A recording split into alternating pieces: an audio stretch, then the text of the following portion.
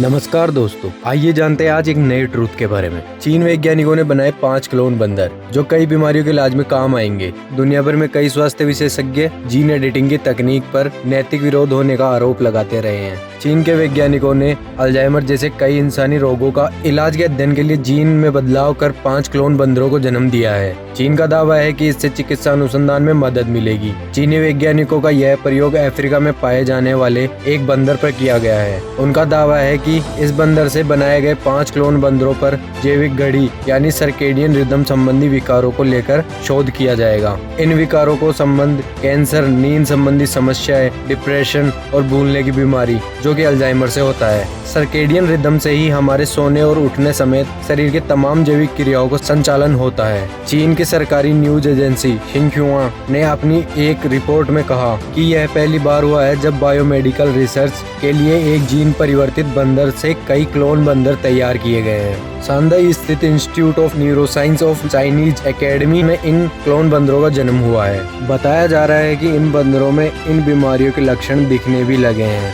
अब इन बंदरों के जरिए इन बीमारियों के इंसानों पर प्रभाव और इलाज पर रिसर्च किया जाएगा। चीन के सरकारी अखबार चाइना डेली न्यूज के अनुसार इन क्लोन में इंसानों की समस्याओं पर शोध का रास्ता प्रशस्त होगा। ये समस्याएं मानसिक स्वास्थ्य के लिहाज से गंभीर बन चुकी है। क्लोन बंदरों में नींद संबंधी विकारों समेत कई नकारात्मक बर्ताव के संकेत दिखने भी लगे हैं। उनमें गुस्से के साथ ही सिजोफ्रेनिया जैसे व्यवहार भी देखने को मिले हैं। जीन एडिटिंग तकनीक पर हमेशा ही नैतिकता विरोध होने का आरोप लगता रहा है। पिछले नवंबर में जब चीन ने भ्रूण के स्तर पर ही जीन एडिटिंग की प्रक्रिया को अंजाम देकर 2 जुड़वा बहनों लुल्लू और नाना को जन्म की बात कही थी, तब भी इसे मानवता विरोधी बताते हुए दुनिया भर में इसकी आलोचना हुई थी। चीन ने 2 जुड़वा बच्चियों को जीन एडिटिंग के जरिए भविष्य में होने वाले HIV के खतरे से मुक्त करने की बात कही थी। हालांकि ये बात कितनी सच है यह तो वक्त ही बताएगा। चीनी वैज्ञानिकों ने दावा किया है कि उन्होंने जीन एडिटिंग तकनीक के जरिए दुनिया का पहला बेबी तैयार कर लिया है।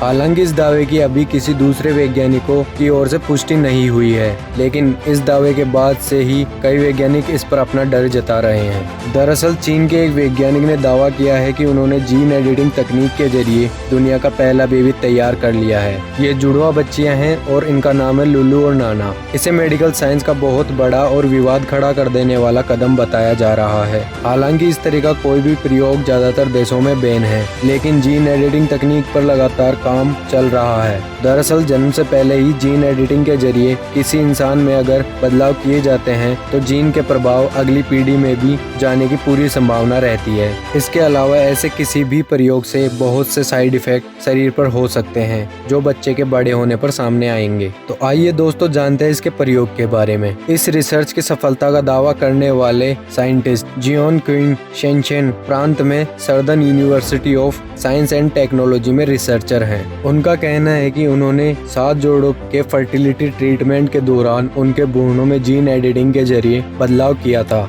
इसमें अभी तक एक प्रेगनेंसी का नतीजा सामने आया है। वे कहते हैं कि उनका मकसद किसी बीमारी को रोकना या सही करना नहीं था। वे बस विशेष तौर पर प्राकृतिक रूप से भविष्य में कभी भी HIV से होने वाले इन्फेक्शन से बचना चाहते थे। रिसर्चर ने कहा है कि उन्होंने पहले चूहों, बंदरों और इंसानों के भ्रूणों पर लंबे समय तक इस तकनीक का प्रयोग करके प्रैक्टिस की है। उन्होंने भ्रूण में HIV के रोकथाम के लिए जीन एडिटिंग को इसलिए चुना क्योंकि यह चीन की सबसे बड़ी बीमारी है। उनके दावों के हिसाब से उन्होंने CCR5 नाम के एक जीन को इसमें डिसेबल कर दिया है, क्योंकि यह प्रोटीन का निर्माण करके HIV वायरस के लिए रास्ता तैयार करता है, जो किसी कोशिका में घुसकर एड्स की बीमारी बन जाता है। इस प्रोजेक्ट में शामिल सारे ही पुरुषों को HIV था और किसी भी महिला को HIV नहीं था, और जीन एडिटिंग उनके बच्चों को संक्रमण से बचाने का रास्ता था। इसके बाद जल्द ही सुपर स्मार्ट डिजाइनर बेबी आ सकते हैं, लेकिन क्या यह सही होगा? दुनिया के कई प्रमुख वैज्ञानिक मानते हैं कि ऐसा प्रयास कई बार बहुत खतरनाक हो सकता है,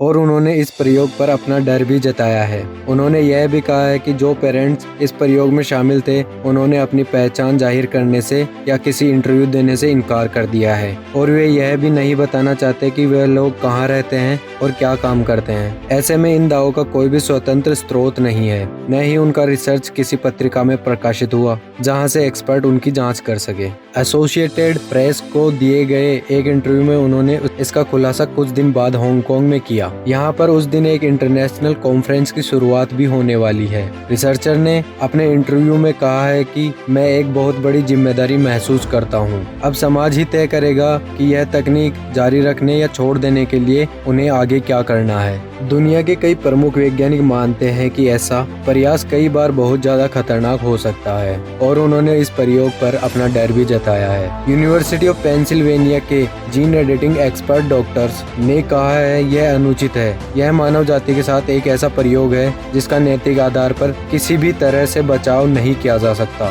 कुछ वैज्ञानिकों ने इसे दानवीय करार दिया है और कहा है कि हो सकता है आगे चलकर बेबी में कैंसर जैसे भयंकर साइड इफेक्ट देखने को मिले। अगर देखा जाए तो इसके अलावा भी बिना किसी नैतिक आधार को गिराए दुनिया में HIV से बचने के बहुत से तरीके मौजूद हैं। तो दोस्तों आप ही बताएं ऐसा करना मानव जाति के लिए सही होगा? आप अपनी राय कमेंट सेक्शन में जरूर डालें। वीडियो को लाइक जरूर करें और अगर वीडियो अच्छा लगा हो तो सब्सक्राइब बटन जरूर प्रेस करें। Thank you.